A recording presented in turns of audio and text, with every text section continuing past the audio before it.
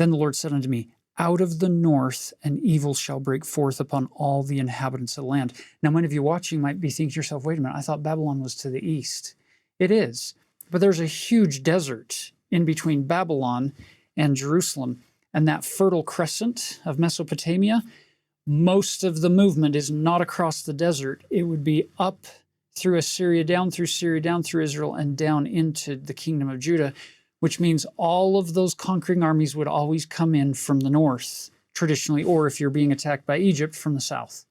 Yeah, I think that's great. And even directionally speaking, the north, so east is considered an intimidating direction because these hot winds, the Hamsin, come off of the Arabian desert. And so if you think of this idea of Christ returning from the east, that's a second coming image where he comes, and the other image that accompanies that is fire, right? That's the idea.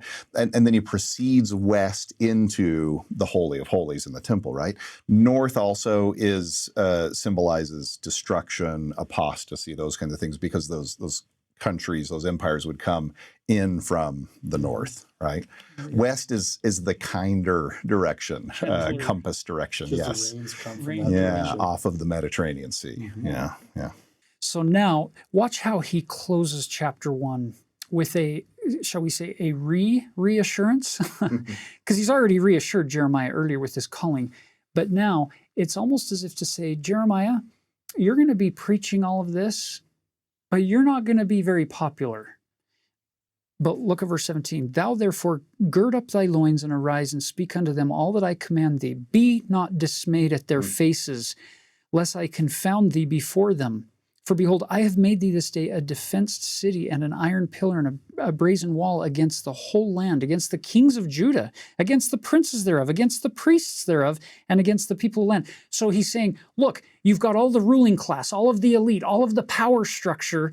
I, the God of heaven, am going to prepare you to go and face them, as well as all the people. And then look at the final verse. And they shall fight against thee, but they shall not prevail against thee. For I am with thee, saith the Lord, to deliver thee. Wow, what a prophetic call. Get ready, Jeremiah. It's not going to be fun. It's not going to be pleasant. But I'm with you. So that's all that matters. There's some really great teaching insight in what you were reading in verse 17. So anybody listening who is, terrified to go out on a mission, any early morning seminary teachers, any Sunday school teachers of youth that you find terrifying, look at that advice again.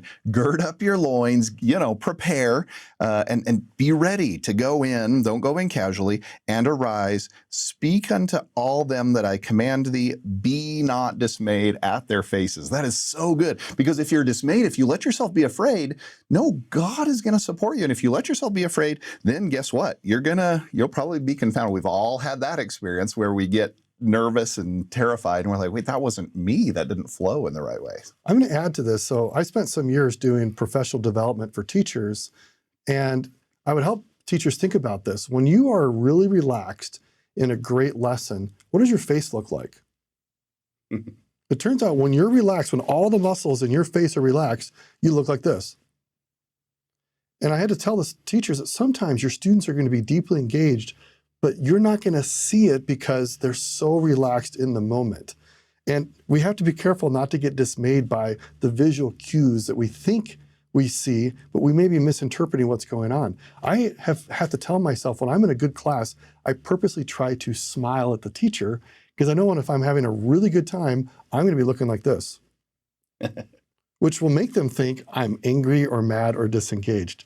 So do not be dismayed. It turns out when you're teaching the Word of God, it does resonate with people, and it may bring them to a place of peace where their faces might be a bit droopy.